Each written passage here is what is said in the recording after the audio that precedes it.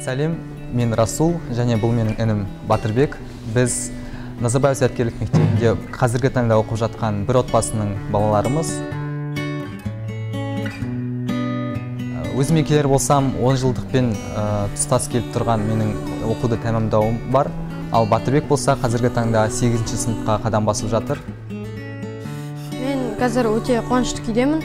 Себебі мен осы өз ағамның оқып, және де осы қазіргі уақытта бітірейін деп жатқан мектебіне түскен болатынмын. Мен бұған ұзақ уақыттар бойы дайындалдым. Ұзақ уақыттар күткен арманым орындалды.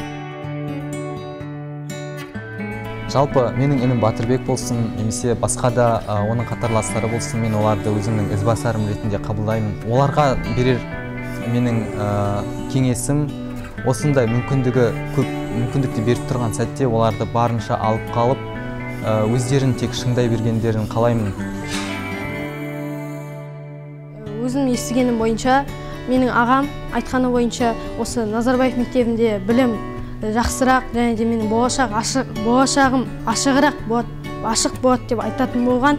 Сондықтан мен бұған қызығушылықпен қарап, және де осыған дайындалып, осыған талпынып, өзім мақсатыма жеттім. Мысалға Батырбек болсын, және оның қасындағы құрдастары осындай қоғамдық жұмыспен атсалысып жатқан, оларға айтар едім, осындай қоғамдық жұмыстары олардың өзі үшін де және болашақтары үшін де үлкен маңызды. Қазірден бастап өздерінің хоббилерімен айналыса бергенін қалар едім. Осы болашақта Назарбаев зияткерлік мектебіне түсетін оқушылар, менің қатарымдағы балдар осы Назарбаев мектебіне түсу үшін көп талпыну керек, және еңбекқорлық қасиетті дамыту керек дегендей, сабақты жақсы оқып, өз күшіне сену керек.